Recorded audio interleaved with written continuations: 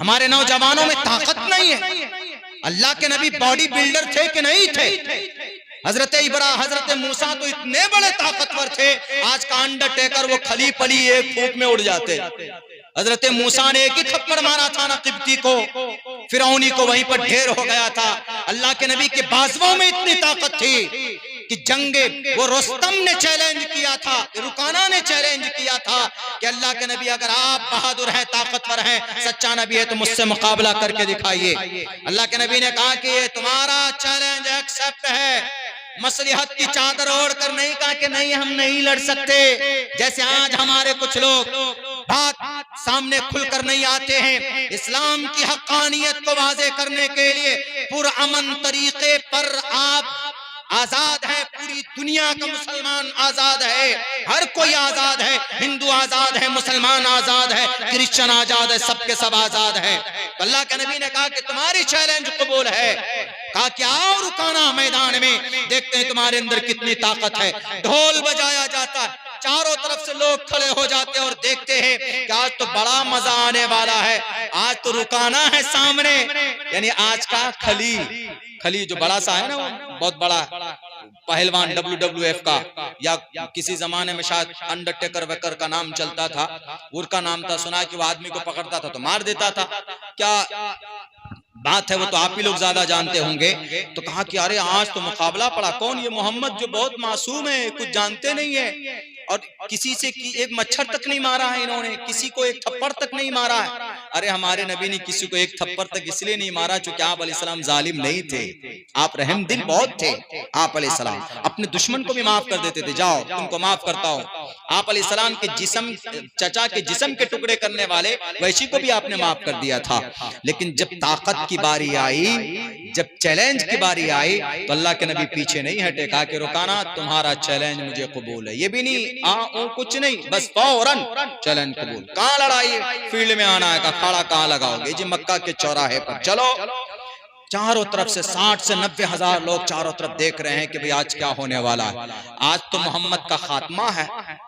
लोग सोच रहे थे मुशरिकीन मक्का, कुफ्फार मक्का, इसलिए कि रुकाना से कोई जीता ही नहीं आज तक, कोई पैदा ही नहीं हुआ आज तक इनसे मुकाबला करने वाला।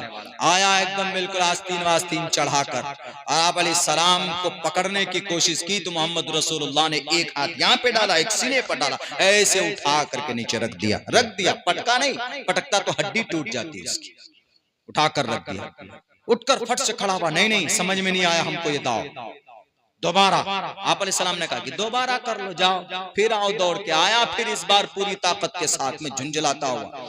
बड़ी बेइज्जती हो गई भाई, उठाकर हमको नीचे उठाकर डाल दिया, आज तक कोई उठाया नहीं। खाल पर उठाता तो खाल फट जाती थी, ऊंट के खाल पे, और आज मोहम्मद ने हाथ, दोनों हाथ से उठाकर मुझे पटक दिया। इससे बड़ा और क्या हो सकता है? खुदकुशी कर मर जाता है बहुत आदमी तो, जिंदगी इंसल्ट होती। तो उन्होंने कहा कि नहीं, दोबारा जब आया तो आप अलैहिस्सलाम ने सेम उसी तरीके पर उठाकर पटक दिया। तो उसके बाद फिर क्या बोला?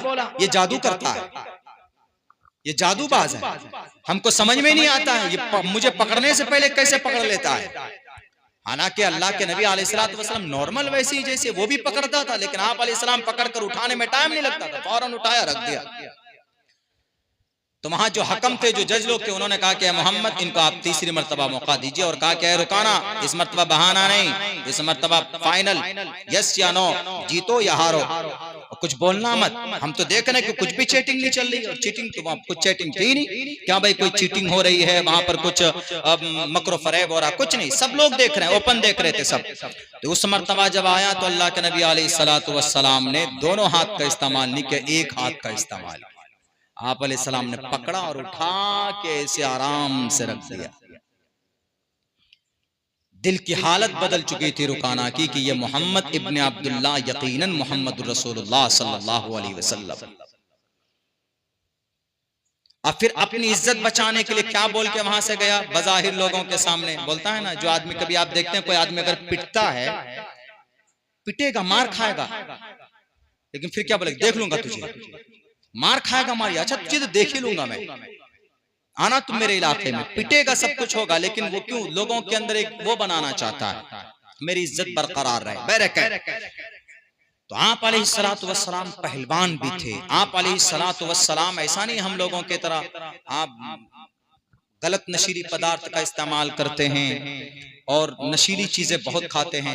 पान पुड़िया चलो चल सकता है, नॉर्मल सी चीज है, लेकिन अगर उसमें नशा हो तो आप नहीं खा सकते, उसकी परमिशन नहीं है। आप अपनी बॉडी और अपनी सेहत पर ध्यान दीजिए। अल्लाह को कवी मोमिन ज़ईफ मोमिन से ज्यादा पसंद है। कवी मोमिन अल्लाह को ज्यादा पसंद है। बहरकैफ बात चल रही थी अम्मा आयशा सिद्दीक़ा रज़ियल्लाहु ताला अन्हा के ऊपर। तो 9 साल की उम्र में रुखसती हुई। अल्लाह के नबी अलैहिस्सलाम को पैसा दिया हजरत अबू बकर सिद्दीक ने, ये 600 ये 400 500 दिरहम लीजिए और महर देकर अपनी बीवी को लाइए। आप अलैहिस्सलाम लेकर आ गए, बात खत्म यहीं से। और अम्मा आयशा सिद्दीक़ा रज़ियल्लाहु ताला अन्हा की उम्र उस वक्त बस तकरीबन अक्सर रिवायात में है कि 9 साल की उम्र थी। 2-3 लोगों ने बात कही कि नहीं 13-14 साल की उम्र की, नहीं मानिए, 9 साल ही मानिए। तो लेकिन क्या यह गलत था? बिल्कुल गलत नहीं था। क्यों गलत नहीं था? क्योंकि अम्मा आयशा 9 साल की उम्र में बालिग हो गई थी। आप कहेंगे कि मौलाना कैसे हो सकता है 9 साल की उम्र में बालिग? होता है। इंसान की बॉडी गोरा, काला, मोटा, बालिग होना, बूढ़ा होना, ये मौसम पर भी डिपेंड करता है। आदमी काला गोरा होता है, अक्सर ये मौसम पर डिपेंड करता है, वेदर क्लाइमेट पर डिपेंड करता है। आप यहाँ पर हैं, मशरिकी यूपी में हैं, भारत के बीच वाले हिस्से में हैं। अल्लाह ने बड़ी खूबसूरत शक्ल दी आपको, बहुत खूबसूरत चेहरे हैं आपके। यहाँ का माहौल ऐसा है, यहाँ का मौसम ऐसा है। लेकिन आप चले जाइए केरला में, आपको वहां पर कम से कम 98% लोग काले कलोटे मिलेंगे। उन्होंने क्या जुर्म किया? सारे काले लोग वहीं पैदा होते हैं? नहीं, क्योंकि वहां का मौसम ही वैसा है। एक नेपाली को ले आइए, बोला कि 50 साल की उम्र का होगा, लेकिन दिखने में लगेगा कि he is look like very handsome boy. बहुत 16 साल का नौजवान, यंग लग रहा, हालांकि उम्र 50 साल। चाइनीज को ले आइए, वो 60 साल का होगा तो दिखने में लगेगा कि 30 साल का। क्यों? मौसम ऐसा। तो अरब में मौसम गर्म है, वहां पर 5 साल के बच्चे बच्चियां दिखने में बड़ी उम्र के लगते हैं गर्मी के वजह से। उस वक्त में और मौसम ज्यादा तपिश रही होगी। तो इसीलिए कहा मुख्तलिफ फुक़हा किराम ने, मुहद्दिसीन ने कहा है कि अम्मा आयशा 9 साल की उम्र में बालिग हो गई थी, और जब वो बालिगा हो जाए औरत और बच्ची तो उसको बीवी बना सकते हैं, वो उनके अंदर कैपेसिटी आ जाती है। ये जवाब आपको देना चाहिए, आपको पता होना चाहिए। और उनको अगर एतराज है कि भाई अल्लाह के नबी ने 9 साल और 6 साल की उम्र का क्या माजरा है, हम कहते हैं कि भाई हमारा कुरान और हदीस तो एक तरफ रखिए, लेकिन महाराज जी से हम कहेंगे कि भाई महाभारत में भी ये बात कही गई है कि उम्र दराज आदमी छोटी बच्ची से निकाह कर सकता है, ये कर सकता है। कैसे? 30 वर्षा भार गोविंदेने नग्निकाम 21 वर्षा वा सप्रा वर्षा वाप्नुयात् 30 साल का मर्द 10 वर्षा 10 वर्ष की लड़की से वंदे ने नग्निकाम, नग्नी कर सकता है, सगाई कर सकता है, निकाह कर सकता है, विवाह कर सकता है।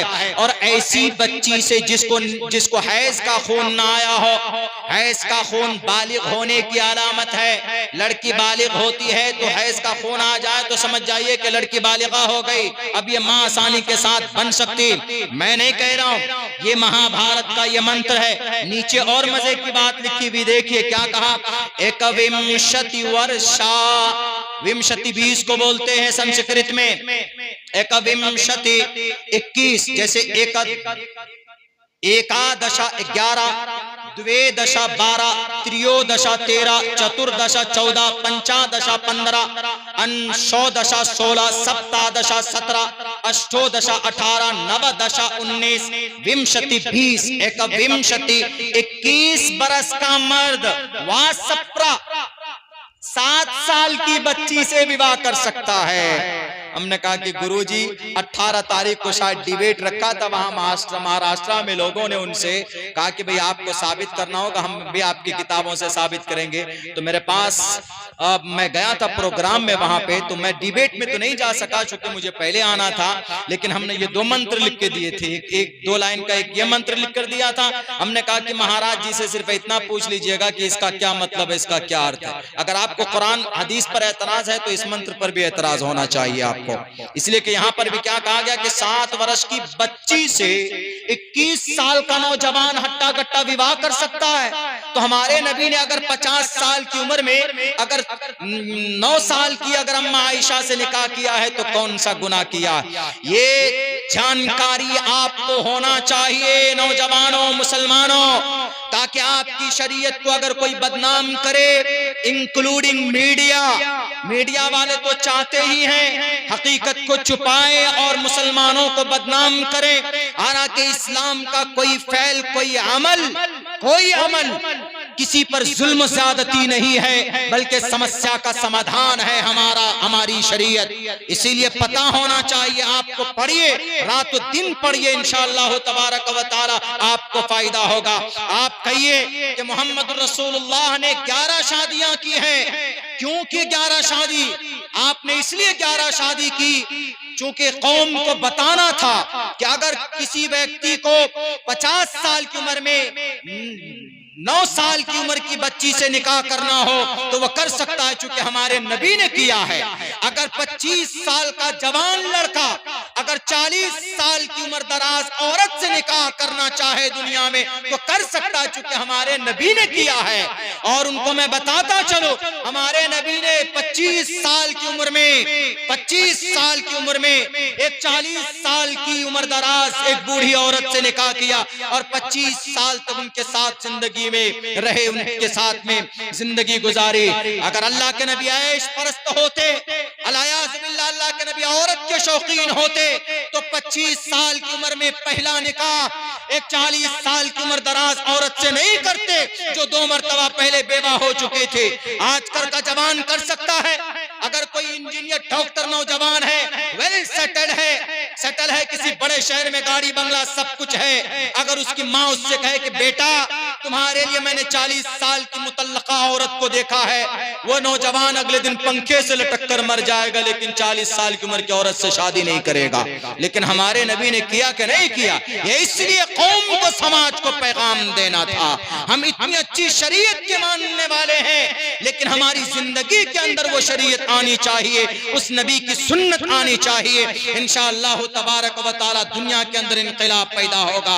आप बताइए, ये वही आयशा है जिनकी बरकत से तयम्मुम जैसा अहम मसला अल्लाह ने नाजिल किया है कुरान करीम में। ये वही अम्मा आयशा है जिनकी पवित्रता को बयान करने के लिए कुरान में 17 कुरान करीम के अंदर आयतें नाजिल फरमा दी है रब्बे जुल जलाल में। ये वही अम्मा आयशा है कि हजरत अबू हुरैरा के बाद सबसे ज्यादा हदीस रिवायत करने वाली अम्मा आयशा है। तकरीबन 2210 हदीसें रिवायत की हैं, जिनमें से 250-300 हदीसें सहीहैन में है, बुखारी के अंदर और मुस्लिम के अंदर। हम उस नबी के मानने वाले हैं मेरे भाइयों, मेरे नौजवान। अब आज वक्त है नबी से मोहब्बत करने का। आपके अंदर मोहब्बत होगी मोहम्मद रसूलुल्लाह की सुन्नत से तो यकीनन आप जरूर दुनिया में भी कामयाब होंगे और आखिरत में भी कामयाब होंगे। मैं उदाहरण देता हूं आपके सामने कैसे कामयाब होंगे। अल्लाह के नबी अलैहिस्सलातु वस्सलाम की सीरत और सुन्नत पर अमल करने से आदमी कैसे कामयाब होता। मुसलमान नहीं, आदमी, इंसान। अभी मैंने नाम लिया ना यहूदियों का। इन यहूदी जब आप कहेंगे कि मौलाना इतने गरीब, मजलूम, लाचार थे, फिर क्या वजह है कि आज दुनिया के बेताज बादशाह बन गए हैं, इतने ताकतवर। उन्होंने आपके नबी की सुन्नत पर अमल किया है। वो सवाब समझकर नहीं, बल्कि वो जानते हैं कि नबी ने जो बता दिया 100% उसमें रिजल्ट है। कुरान ने जो बता दिया 100% उसमें रिजल्ट है। उनको यकीन और हमको यकीन ही नहीं। सहाबा को यकीन था, सहाबा ने अपनी जान की कुर्बानी पेश की तो कामयाब हुए। इन यहूदियों को यकीन है, उस पर अमल कर रहे हैं, तो दुनिया में कामयाब है कि नहीं है? देख लीजिए इसके अंदर में कुर्बत देख लीजिए कितना है। और ये बात मैं नहीं कह रहा हूं, मैं एक तालिब इल्म हूं, मेरे उस्ताद मोहतरम मुफ्ती सईद अहमद साहब पालनपुरी ने ये बात कही है, बल्कि उलमा भी मुत्तफिक होंगे यहाँ पर कि अगर नबी की बातों पर या कुरान के किसी हुक्म पर, शरीयत की किसी मसले पर अगर कोई अमल करता है दुनिया में, तो दुनियावी जिंदगी में उसको उसका फायदा जरूर मिलेगा। दुनिया में मरने के बाद ईमान जरूरी है। यहूदियों के पास ईमान नहीं है, मुशरिक है, वो हजरत मूसा अलैहिस्सलाम के मानने वाले हैं। जोडाइज्म के पास, जैन कन्फ्यूशनिज्म के पास ईमान नहीं है, मुशरिक है, भटके हुए। ईमान जरूरी है जन्नत में जाने के लिए, सवाब हासिल करने के लिए। लेकिन अगर कोई करता है, किसी सुन्नत पर अमल करता है, हमारे हिंदू भाई हैं, कल बहुत बड़ी तादाद में हिंदू भाई, कई गुरु भी बैठे हुए थे बाराबंकी के अंदर में। उनमें से एक ने, किसी ने पर्चा दिया कि ये बताइए कि अगर हम नमाज पढ़ेंगे, अगर हम आप नमाज पढ़ेंगे हम, तो क्या हमको जन्नत मिलेगी? उनका ये सवाल था। जन्नत में जाने के लिए सबसे पहली शर्त, कुंजी क्या, चाबी क्या है? ईमान। और ईमान का मतलब ला इलाहा इल्लल्लाह मुहम्मदुर रसूलुल्लाह को ईमान और यकीन के साथ इस पर, इसको जानना, समझना, यकीन करना, ये जरूरी है। मन काल ला इलाहा इल्लल्लाह दखलल जन्नह। हिंदू धर्म के अंदर इसको ऐसे बोलते हैं, कम्म ब्रह्म द्वितीयो नास्ते नैना नास्ते किंचन एकम एवं अद्वैतम एको देवा सर्वभूतेषु गूढ़ा। यानी परमात्मा एक है, पूरे मंत्र का तर्जुमा यही मतलब है इसका, एक अल्लाह। जैसे हमारे यहाँ एकम्म ब्रह्म ला इलाहा इल्लल्लाह मुहम्मद रसूलुल्लाह बोलते हैं, ये जरूरी। हमने उनको कहा कि अगर आप नमाज पढ़ेंगे तो आपको इसका सवाब तो नहीं मिलेगा, क्योंकि सवाब जन्नत के लिए वो जखीरा है, लेकिन आपको नमाज पढ़ने की बरकत से, नमाज पढ़ने की वजह से दुनिया के अंदर आपको इसका अच्छा रिजल्ट मिल जाएगा। मरने के बाद आपको इसका पुण्य नहीं मिलेगा। तो यही चीज है, आज मुसलमानों को यकीन ही नहीं है, आज मुसलमानों को उनकी नबी से, उनकी नबी की सुन्नत से मोहब्बत नहीं। अरे हमारी नबी तो ऐसी ऐसी चीज बता कर गए हैं कि डॉक्टर लोग अब उस पर रिसर्च कर रहे हैं, अब वजूद में ला रहे हैं। मैंने कल भी तकरीर में कही थी और आज भी कह रहा हूं, हम लोग जो ये टोपी ओढ़ते हैं नहीं, आपसे कोई पूछे why do you wear cap, क्यों आप टोपी ओढ़ते हैं, तो आप क्या कहेंगे कि मौलाना सुन्नत है हमारे नबी की। सुन्नत के अलावा क्या जरूरी है? मीडिया वाले आएंगे तो वो तो उछल उछल कर बोलेंगे, क्या जरूरत है टोपी ओढ़ते हैं आप लोग, क्या जरूरत है अल्लाह अल्लाह करते हैं आप लोग, दुनिया मॉडर्न है, आगे बढ़ो, तरक्की करो। क्या इस्लाम तरक्की में रुकावट है? बल्कि इस्लाम, अभी तो जदीद साइंस का जमाना है, एक साइंस का जमाना और आएगा। ये मीडिया वालों को नहीं मालूम है, दुनिया के विद्वानों को भी शायद नहीं मालूम। अभी जदीद साइंस है तो 1 घंटे में ज्यादा से ज्यादा आप रॉकेट में बैठिएगा तो 2500 किलोमीटर दूर जा सकिएगा। ज्यादा से ज्यादा अगर आप सैटेलाइट पे बैठिएगा, सैटेलाइट पे जाइएगा तो आप 1 घंटे के अंदर ज्यादा से ज्यादा 2 लाख किलोमीटर आप वो सफर तय कर सकते उससे, और इससे कुछ नहीं। लेकिन जब लेजर साइंस का जमाना आएगा, लेजर साइंस का जमाना, ये भी कुरान में है, ये हदीस में है, लेजर साइंस का। लेजर साइंस का जब जमाना आएगा तो उस वक्त 2 सेकंड के अंदर 20 लाख किलोमीटर का सफर करना आसान हो जाएगा। उसका भी चर्चा है कुरान, हदीस के अंदर। कुरान में तो नहीं है लेकिन हदीस मुबारका के अंदर है। आप में से सुनेंगे भाई ये कौन सा चंबे की बात आप कह रहे हैं, दज्जाल आएगा ना, काना दज्जाल, तो दज्जाल की सवारी की रफ्तार कितनी होगी? इतनी होगी जितनी मैं बता रहा हूं, 2 सेकंड के अंदर 20-30 लाख किलोमीटर का सफर तय करेगा। कैसे? हालांकि ये पावर उनको कुदरत ने दी होगी, लेकिन दुनिया में उसको साइंस लोग क्या नाम देंगे? Laser science. जैसे आज मॉडर्न साइंस है, उस वक्त नाम देंगे लेजर साइंस। उस रफ्तार, वो रफ्तार तो वो आज भी हदीस के अंदर मौजूद। इतनी रफ्तार कैसे होगी उसकी?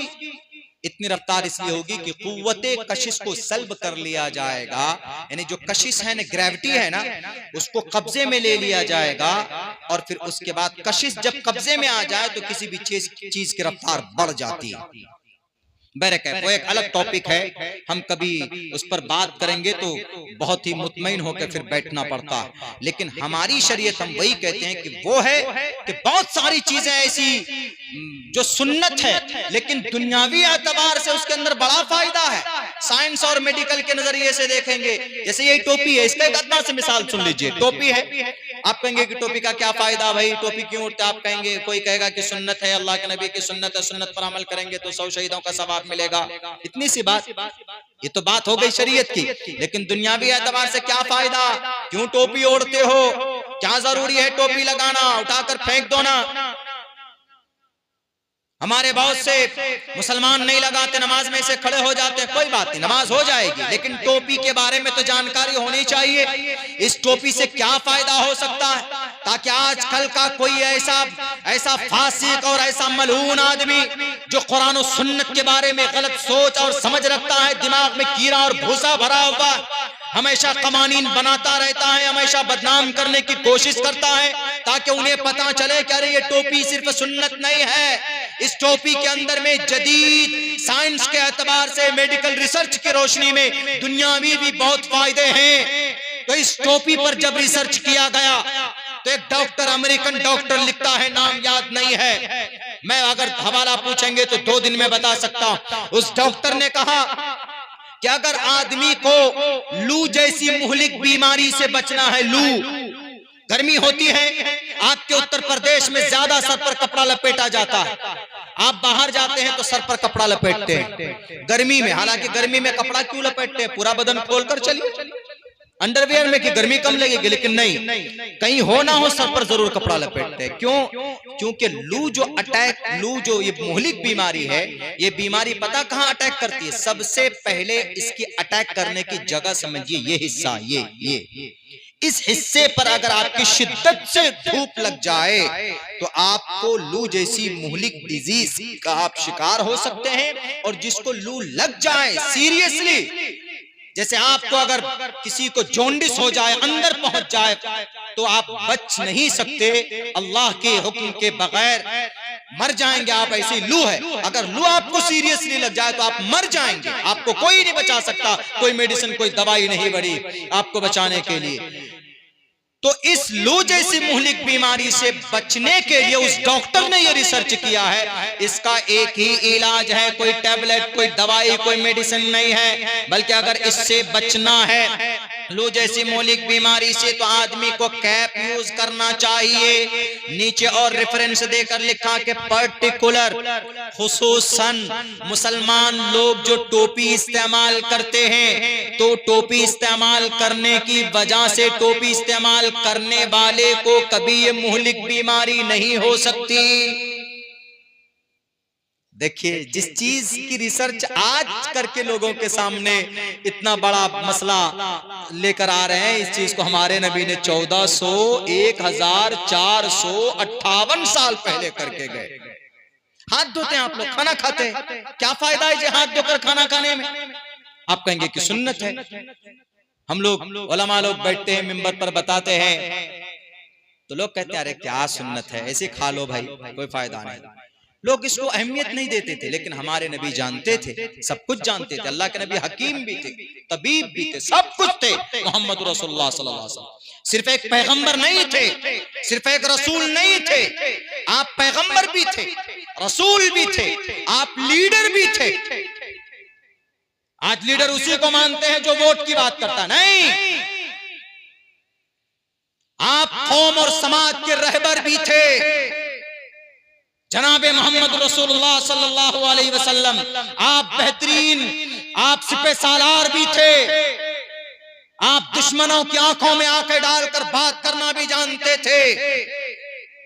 ये पैगाम है उन बुज़दिलों के लिए जिनको बड़ी बड़ी कुर्सियां मिली हैं, लेकिन अपने फायदे के लिए अपनी ऐश और इशरत उनकी भंग न हो जाए, सर झुका देते हैं। पूरी दुनिया के लोगों के उन लीडरान से मैं मुखातब हूं जो आज जालिमों के सामने बेबस नजर आ रहे हैं, लाचार और निहत्थे हो गए।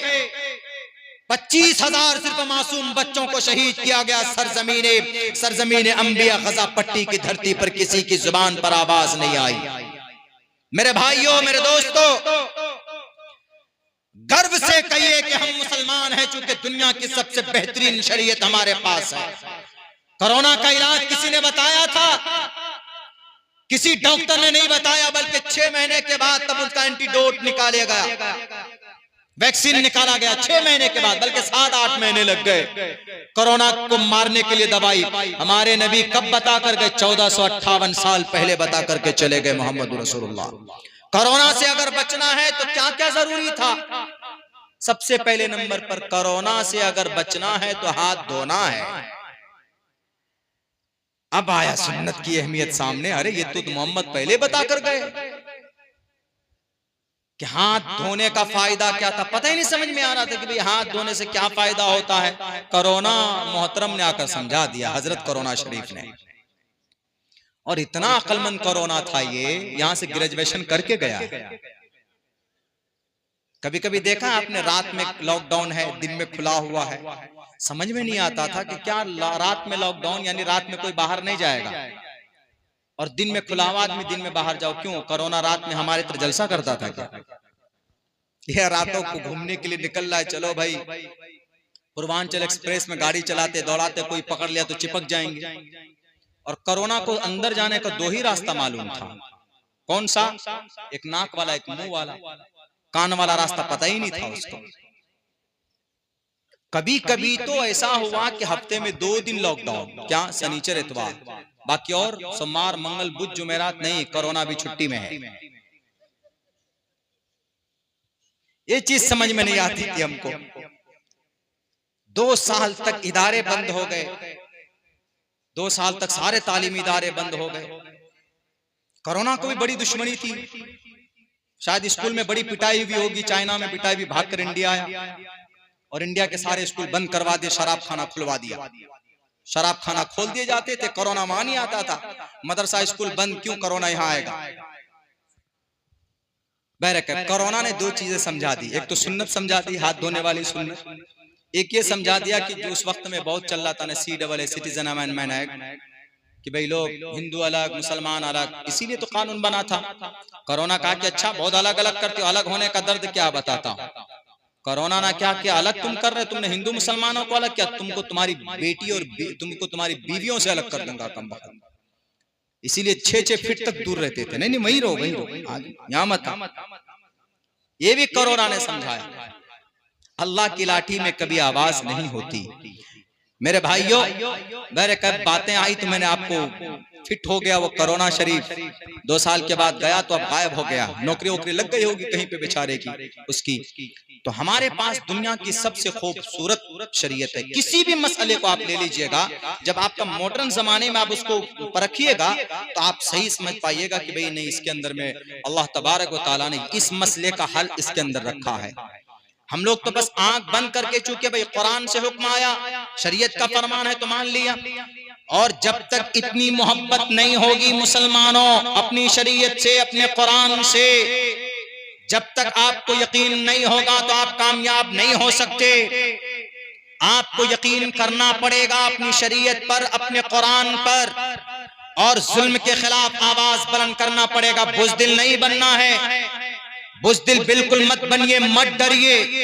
ज्यादा से ज्यादा आपके ऊपर जुल्म ज़्यादती होगी तो मौत होगी, लेकिन सीना तान कर रब के साथ कह सकेंगे कि अल्लाह हमने अमन को बहाल करने के लिए, ए अल्लाह जुल्म के खिलाफ हमने आवाज बुलंद की, हम अपनी धरती के लिए शहीद होकर आए। बहुत से लोग एलिगेशन लगाते हैं कि मौलाना आप टोपी और दाढ़ी वाले तो बड़े जज्बाती बातें करते हैं, आप लोग तकरीरों में लोगों को बरगलाते हैं। देश से मोहब्बत की दलील है क्या?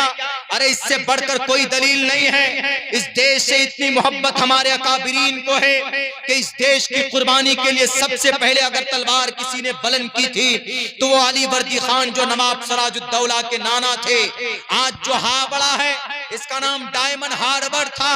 अंग्रेज की सबसे पहली ऑफिस और दफ्तर डायमंड हार्बर में, और उस डायमंड हार्बर के ऑफिस को अगर तोप के गोलों से किसी ने भून दिया था तो उस जात अक़दस का नाम अली वर्दी खान था, जो नवाब सिराजुद्दौला के नाना थे। दूसरे नंबर पर नवाब सिराजुद्दौला ने इस देश को बचाने के लिए कुर्बानी पेश की थी। उसके बाद 1799 के अंदर एक आशिक रसूल, शेर मैसूर टीपू सुल्तान वो आशिक रसूल था, वो दीवाना था कुरान का, वो पागल था, मजनू था नमाज का। कभी भी 40 साल से उसकी नमाज फौत नहीं हुई। अगर कोई बादशाह है तो क्या नमाज पढ़ना गुनाह है? अगर कोई लीडर है, टोपी और दाढ़ी ओढ़ता है, नमाज पढ़ता है, कोई ताजिर है, अगर कोई उद्योगपति है तो क्या नमाज पढ़ना उसके लिए मना है? बिल्कुल नहीं है। आप सब कुछ कीजिए। एक बादशाह नवाब अली टीपू सुल्तान फतेह अली खान टीपू सुल्तान की 40 साल से कभी भी उनकी नमाज कज़ा नहीं हुई। नमाज कज़ा का मतलब यह है कि वक्त पर नमाज अदा करना। आज वक्त तो दूर की बात है, कभी भी हम हफ्ते में एक दिन के लिए जुमे की नमाज में भी नहीं जाते। मेरे नौजवानों, मेरे मुसलमानों, अल्लाह ने आपके ऊपर नमाज को फर्ज करार दिया है। अल्लाह के नबी फरमाते हैं, मन तरका सलात मुतअम्मिदन फक़द कफर, कि जो इंसान जानबूझकर नमाज को छोड़ता, नमाज पढ़ने के लिए नहीं जाता है, तो हजरत इमाम अहमद इब्न हम्बल, हजरत इमाम इसहाक बिन राहवे रहमतुल्लाहि अलैह, ये दो इमाम यूं कहते हैं, फक़द कफर, जानबूझकर नमाज छोड़ने वाला काफिर हो गया। ये दोनों फुक़हाए किराम कहते हैं, मुहद्दिसीन कहते हैं। लेकिन कुर्बान जाइए इमाम अबू हनीफा पर, इमाम शाफी पर, इमाम मालिक पर और दिगर मुहद्दिसीन और फुक़हाए किराम यूं कहते हैं कि फ़क़द कफर का मतलब काफिर तो नहीं हुआ, अलबत्ता जो नमाज जानबूझकर छोड़ता है वो कुफ्र के दरवाजे तक पहुंच जाता है। और हम में से कितने नौजवान हैं, कितने मुसलमान हैं जो जानबूझकर नमाज छोड़ते हैं कि नहीं छोड़ते? मेरे ख्याल से शायद 20 या 25% लोग नमाज पढ़ते हो। जवानों, अल्लाह ने आपकी जवानी की इबादत बहुत ज्यादा उसको देखकर खुश होते।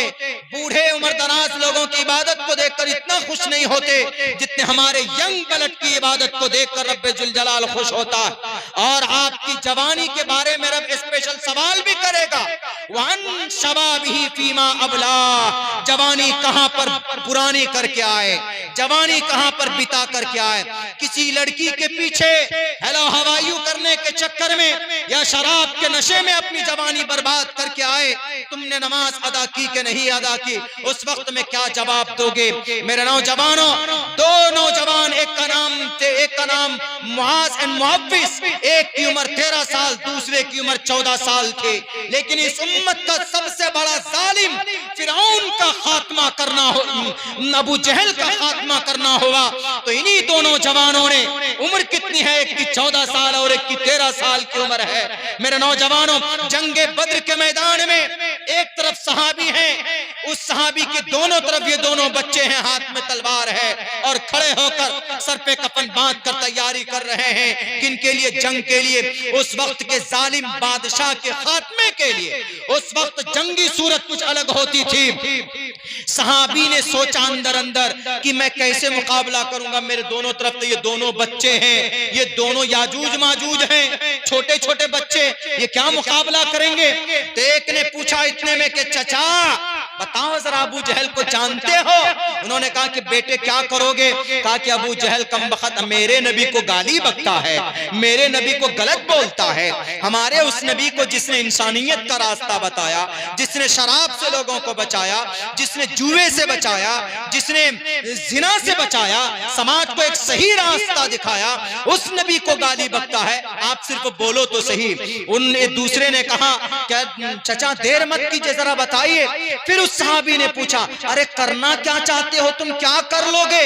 उम्र तुम्हारी इतनी है, तुम कुछ नहीं कर सकते। उन्होंने कहा कि चचा बोलो तो सही, हम क्या कर सकते हैं? हमारी हाइट पर नहीं जाइएगा, हमारी फाइट को देखिएगा।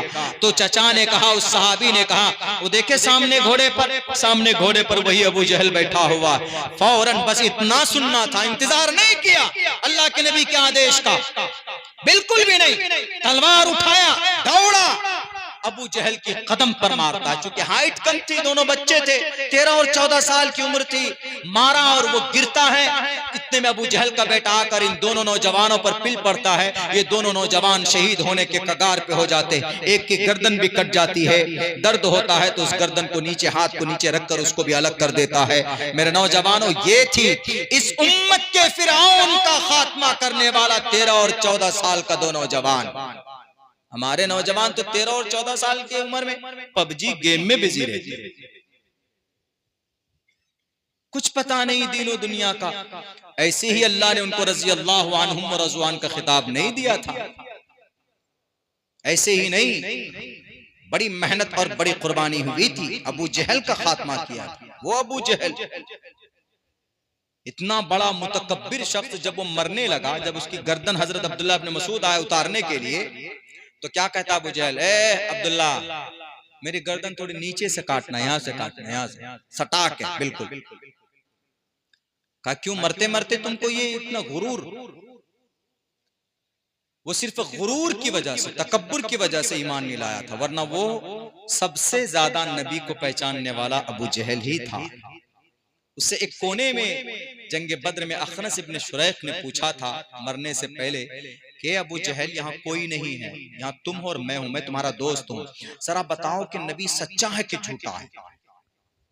वरना तुम्हारे फैल से लगता है तो नबी झूठा है, तो हम हर महाज पे तुम उनसे मुकाबला और लड़ाई करते, जरा बताओ कि सच्चा है कि झूठा है? तो पता है क्या कहा उन्होंने? अबू जहल ने कहा कि अल्लाह की कसम खाकर मैं कहता हूं कि मोहम्मद इब्न अब्दुल्ला सच्चा है। का लड़ाई फिर? का मैं कौन हूं? का सरदार। का ये सरदारी की वजह से लड़ रहा।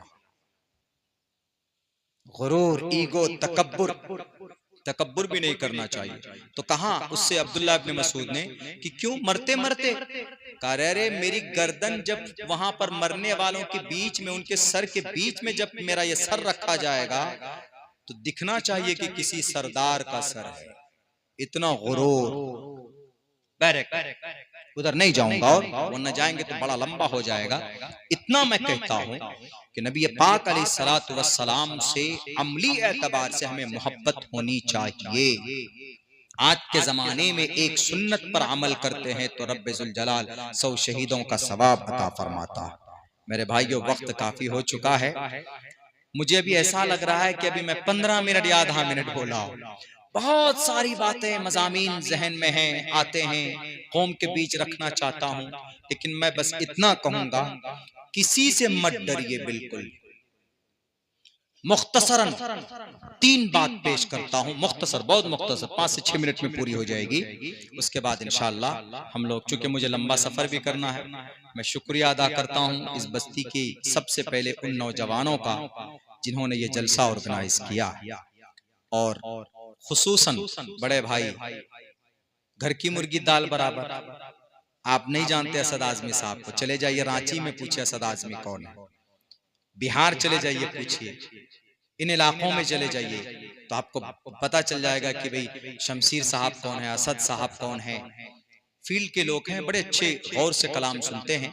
अभी कलाम में ये थोड़े नाराज भी हो गए थे, तो ये कहना चाहते थे, हजरत उमर का वो वाकया पेश कर रहे थे कि हजरत उमर के जब इंतकाल का वक्त आया तो अम्मा आयशा से अपने बेटे को भेजा कि जाके पूछो अम्मा से इजाजत लो कि मेरी मैयत को दफन होने की परमिशन मिलेगी। चूंकि अम्मा आयशा ने अपने लिए रखा था, जहां अल्लाह के नबी हजरत अबू बकर लेटे हुए हैं वहां पर, उस वाकये को बयान कर रहे थे। तो पूछा, आप लोगों से समझ में नहीं आया तो थोड़े कबीदा खातिर हो गए। खैर कोई बात नहीं, आपका घर है, यहाँ हर घर में ऐसे हमारे यहाँ भी होता है, हम भी कोई बहुत बड़े वो नहीं है। अल्हम्दुलिल्लाह आपके इस गांव के अंदर में हर तरह के लोग हैं, सियासी, समाजी, मिल्ली, कौम के रहनुमा, रहबर अल्लाह ने आपके इस गांव के अंदर दिया हुआ। तो इसीलिए मुझे बड़ी खुशी हुई, मैं from the bottom of our heart, दिल की गहराई से शुक्रगुजार हूं कि मुझे आप लोगों ने मौका दिया। वरना पिछले साल तो यूं कहा गया था कि अरे मौलाना साहब तो डायरेक्ट योगी मोदी को ले लेते हैं लपेट में, अमित शाह जी को ले लेते हैं। अरे भाई वो एक अलग स्टेज होता है, ये दीनी जलसा, दीनी स्टेज पे सियासी बात हम क्यों करेंगे। लेकिन इतना बता दूं कि सियासत दीन का हिस्सा है। लेकिन चूंकि ये खुसूसन इस्लाही प्रोग्राम है तो इस्लाही बात ज्यादा होनी चाहिए। इस सियासत के लिए, सियासत को तो गंदे लोगों ने गंदा बना दिया, वरना सियासत तो खिदमत खल्क का दूसरा नाम है ना। सियासत में आकर कौम का फायदा किया जा सकता है, बहुत बड़ा फायदा किया जा सकता है। आज मिसाल के तौर पर हमारा वक्फ है, वक्फ के ऊपर जो बिल आया आ रहा है, इसको आप कैसे रोकिएगा? आप लाख कोशिश कीजिए, नहीं रोकिएगा। इसके अंदर में वही रोक सकता है कि भाई जो लोकसभा में होगा, राज्यसभा में होगा, सियासत में होगा, वही रोक सकता है। और एक बड़ी प्रॉपर्टी आपकी मस्जिद वक्फ की प्रॉपर्टी में आती है, मदरसे वक्फ के प्रॉपर्टी में आते हैं आपके। लेकिन इनको बचाने के लिए सियासत अगर गंदी चीज होती तो उमर फारूक 22 लाख मुरब्बा मील के पीएम थे, पीएम। अल्लाह के नबी अलैहिस्सलातु वस्सलाम बड़े सियासी रहनुमा थे। सियासत का ये मतलब नहीं कि लोगों के सामने कुछ और बोलो और अंदर कुछ और, इंटरव्यू में नहीं। जब अच्छे लोग नहीं आते तो गलत लोगों का कब्जा होता है। लेकिन ये चूंकि इस्लाही ये है, वो एक अलग टॉपिक है, उसके ऊपर में तो सियासी मंच में जब जाते हैं तो वहां पर भी हम खुद निकालते हैं। लेकिन ये है कि मैं एक आलिम दीन हूं, अल्हम्दुलिल्लाह। अल्लाह के फजल से अल्लाह तबारक व तआला ने एक तालिब इल्म बनाया है। अपने आप को आलिम तो नहीं समझता, उलमाए किराम की सोहबत में रहता हूँ, तालीम हासिल की है। लेकिन इतना जरूर मैं बताऊं आप लोगों को, मेरे नौजवानों, कहीं पर अगर कोई जुल्म होता है मुसलमानों तो आपको बोलना पड़ेगा। कोई बुराई होती है तो हत्तल इम्कान उसको रोकने की कोशिश कीजिए, कोई भी हो, ताकि दुनियावी एतबार से हो, सियासी एतबार से हो, तो अगर कोई बुराई है तो उसको रोकने की कोशिश कीजिए जहां तक हो सके। ये आपका ईमानी और आपका शरीफ फरीजा। दो तीन बात मैं कहना चाहता था यहूदी के ताल्लुक से। यहूदी ने आपकी 3 बातों पर अमल किया, ज्यादा नहीं, सिर्फ 3 बात ली। एक ली उन्होंने लफ्ज इक़रा। यहूदियों ने कहा कि बहुत पिट गए, फुटबॉल बना हुआ है, जो आ रहा वही मार रहा हमको, 2000 साल से हिटलर मार दिया, कहीं जगह नहीं है। तो एक बूढ़े यहूदी ने कहा कि अगर कामयाब होना चाहते तो कुरान पढ़ो। पढ़ना शुरू किया तो पहली आयत पढ़ी इक़रा। कहा इक़रा, क़रा यक़रा के माना पढ़ने के है? कहा हाँ। कहा पढ़ाई करो। तो दुनिया के अंदर यहूदी आज की तारीख में सबसे ज्यादा एजुकेटेड अगर कोई कौम है तो यहूदी। वो शादी नहीं करेंगे चलेगा, लेकिन पढ़ाई ना हो, ग्रेजुएशन ना हो, साइंस के ऊपर रिसर्च ना हो, नहीं चलेगा। वो मर जाएंगे, बिना खाने के मर जाएंगे, लेकिन बिना इल्म के नहीं मरना चाहते हैं वो लोग। आज यहूदी तालीम पर किसको मेहनत करनी चाहिए? अच्छा, यहूदी लोग तो बाद में आए पढ़ने के लिए, ईसाई लोग बाद में आए तालीम के मैदान में। यूरोप में ईसाई लोग बाद में आए, पहले तालीम के मैदान में कौन था? आप थे। तालीम के मैदान में पहले आप थे जनाब, आपका वजूद था। लेकिन तालीमी इदारे हमारे हैं नहीं है। ये जजीरतुल अरब वाले क्या कर रहे हैं? बुर्ज खलीफा बना रहे हैं। कोई मदरसा बनाया, कोई यूनिवर्सिटी बनाई, कोई कोचिंग सेंटर बनाए? नहीं बनाया। हमारे हिंदुस्तान में देख लो, ये जो हमारे जितने भी मदरसे चल रहे हैं, ये सिर्फ उलामा की उनकी मेहनत है। बेचारे चंदा करते हैं तब जाकर मदरसा चलता है। हम कौम के लोग थोड़े पैसे अगर हो जाते हैं तो ज़कात भी नहीं निकालते। मौलाना जाइए, कल आइएगा, परसों आइएगा। ये जिल्लत है, ये रुसवाई है उस मदरसे के आलिम दीन का। क्या हमारी तंजीमें मदरसे नहीं चला सकते? क्या वक्फ की प्रॉपर्टी से हमारा मदरसा नहीं चल सकता? 9.5 लाख एकड़ जमीन वक्फ की प्रॉपर्टी है। 9.5 लाख एकड़ जमीन वक्फ के पास प्रॉपर्टी है। आपके लखनऊ में जो घर बने हुए वक्फ के, उनका किराया कितना आता? मात्र 80 रुपए वक्फ के फॉर्म पर लिखा जाता है, लेकिन रियल में उनका किराया कितना? 10-10 हजार रुपए। पहले बेईमान कौन? हम और आप बेईमान हैं। और जब बंदे का अमल खराब होता है तो अल्लाह इससे जालिमों को भी मुसल्लत करता है। इसलिए आज आप प्रोटेस्ट और हम प्रोटेस्ट कर रहे हैं, ये कर देंगे, वो कर देंगे, पहले अमल सुधार लो। सबको बोलता हूं मैं, मुसलमान दानिश्वर हो, आलिम दीन हो कि जाहिल हो, जवान हो कि बूढ़ा हो, सबके बारे में बोल रहा हूं, पूरी दुनिया के मुसलमानों के लिए। इसीलिए पहले अमल सुधारिए। रब कहता है ज़हरल फसाद फिल बर्रि वल बहरि बिमा कसबत ऐदिन नास।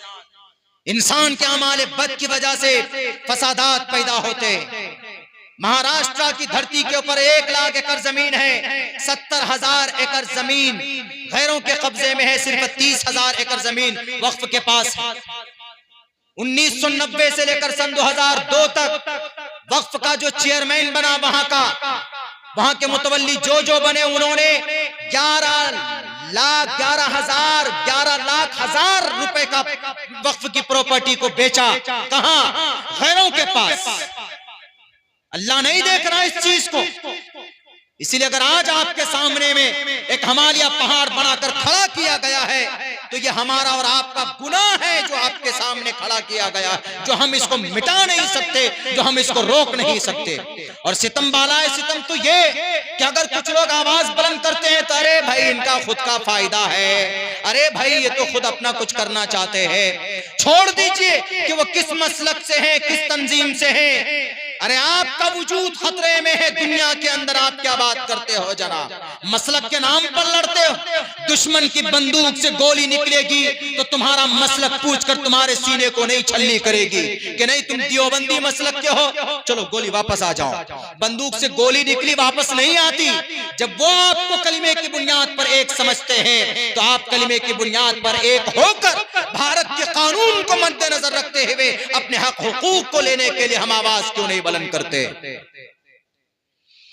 आप कहेंगे कि मौलाना वक्फ की प्रॉपर्टी से मदरसा चल सकता था। पहले कैसे चलता था? जितने भी मदारिस चलते थे, मदरसे मकातिब चलते थे, इमामों को तनख्वाह मिलती थी। वक्फ की आमदनी से सिर्फ महाराष्ट्र में जो 30,000 एकड़ जमीन है उनमें सिर्फ जो टावर लगा हुआ है ना, उन टावर से सालाना किराया 10 करोड़ रुपए। टोटल महाराष्ट्र के मदरसे का अगर बजट देखा जाए तो 10 करोड़ नहीं होगा। आराम से मदरसा चल सकता है कि नहीं चल सकता? आज हमारे पास एक भी यूनिवर्सिटी है मुसलमानों की? बताइए, एक भी नहीं है। नहीं मिलेगा आपको। क्यों नहीं है भाई? 20 करोड़ मुसलमान है, 25 करोड़ मुसलमान है। हमारे पास तो बड़ी बड़ी तंजीमें हैं ना। हमारे तंजीम वाले भी पता नहीं क्या खा लिए। तंजीम इतनी मुकद्दस है, सारी तंजीमें मुकद्दस होती है, बस तंजीम में कोई गड़बड़ी नहीं होती। कभी कभी कुछ लोग उसमें गलत घुस जाते हैं।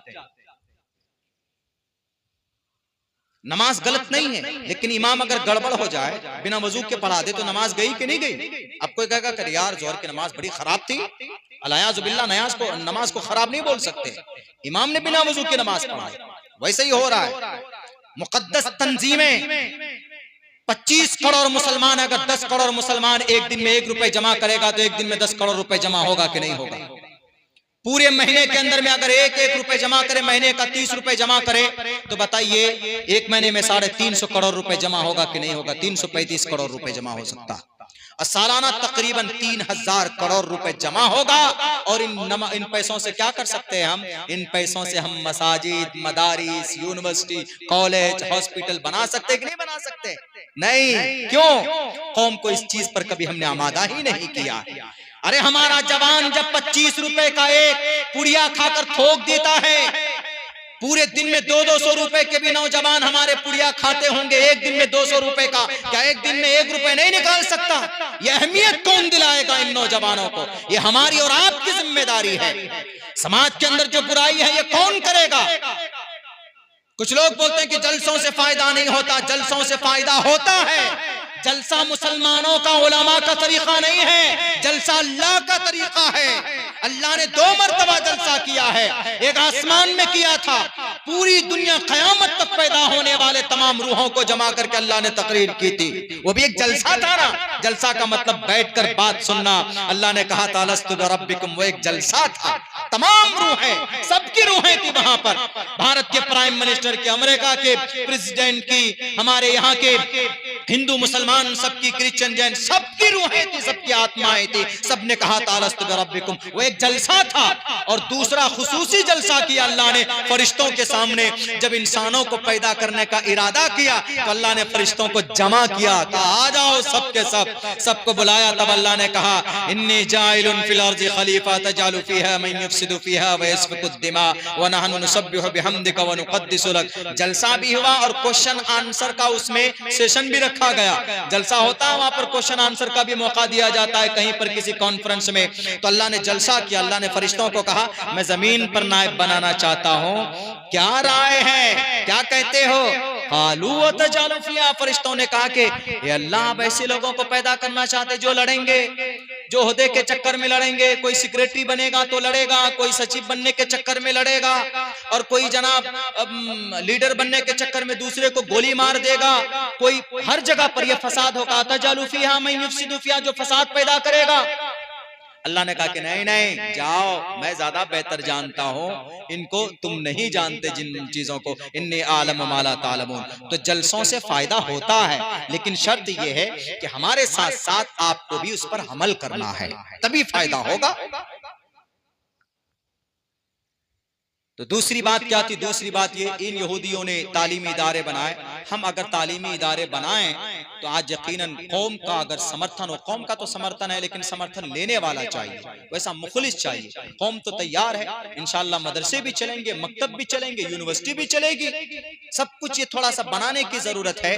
और दूसरे नंबर पर क्या है? दूसरे नंबर पर यह है कि इन यहूदियों ने जो दूसरी चीज ली वो नबी की तिजारत ली अपनी जिंदगी में। चूंकि यहूदी लोग तिजारत में बड़ा मजबूत है, पूरी दुनिया में सबसे ज्यादा अभी तिजारत की दुनिया में, तिजारत का बेताज बादशाह कौन? यहूदी। यहूदी इसलिए कि डॉक्टरेट की दुनिया में जाएंगे कि आधे से ज्यादा दवाई किनकी आती है? Made in Israel, made in यहूदी आती है। कितनी तादाद है इनकी जी?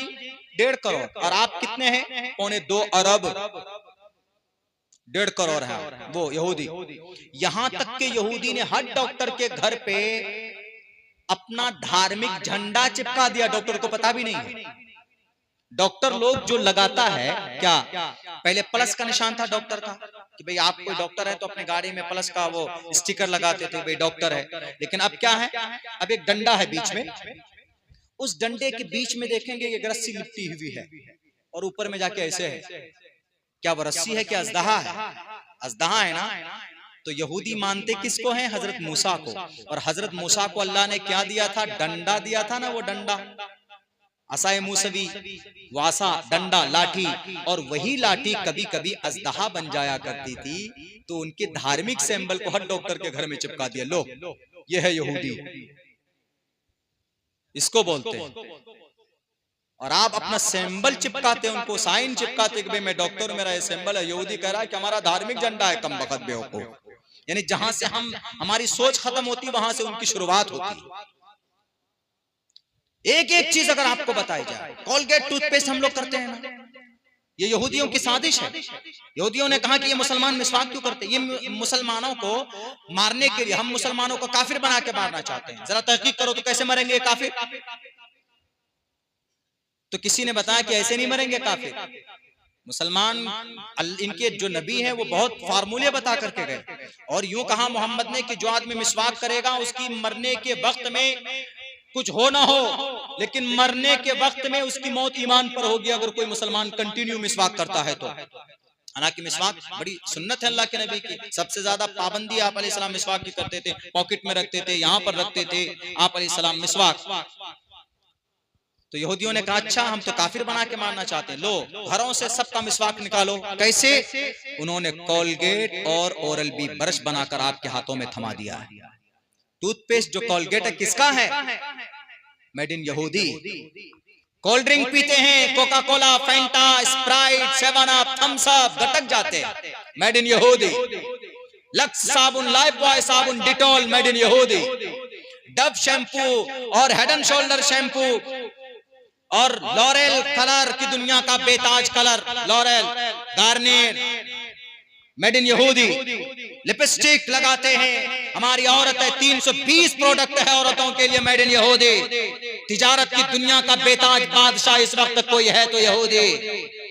और ये कहां से सीखा? नबी की जिंदगी से लिया। उन्होंने कहा कि ये नबी 15 साल से लेकर 40 साल की उम्र तक तिजारत किया है जी, और तिजारत की वजह से आप अलैहिस्सलाम को खिताब पड़ा था सादिक अल अमीन। साइब बिन कैस अल मखजूमी यहूदी ने यह खिताब दिया था, तो उस यहूदी ने यह नतीजा निकाला कि पता चलता है कि इस तिजारत से हम कामयाब हो सकते हैं, और यकीनन इस पर अमल किया तो आज पूरे जजीरतुल अरब को गुलाम बनाया तिजारत की वजह से। हिम्मत नहीं है कि कोई यहूदी के खिलाफ एक शब्द बोल दे, फौरन उसकी खबर वहीं पर खोद दी जाती। और तीसरी चीज बताऊं, तीसरी किस बात पर इन यहूदियों ने हमारी बातें चुराई है, वो है इत्तिहाद। यानी सहाबा किराम में जो इत्तिहाद था उस इत्तिहाद को लिया। पूरी दुनिया के अंदर में यहूदी 1.5 करोड़ है, एक प्लेटफॉर्म पर है, क्योंकि वह जानते हैं कि अगर मुत्तहिद रहेंगे तो आपको कोई डरा नहीं सकता, धमका नहीं सकता। लेकिन आज मुसलमानों की अंदर सबसे बड़ी बीमारी यही है कि मुसलमान बटा हुआ, एक मस्जिद वाला दूसरी मस्जिद वाले से नफरत करता, एक मोहल्ले वाला दूसरे मोहल्ले वाले से नफरत करता, एक समाज के लोग दूसरे समाज के लोगों से नफरत करते।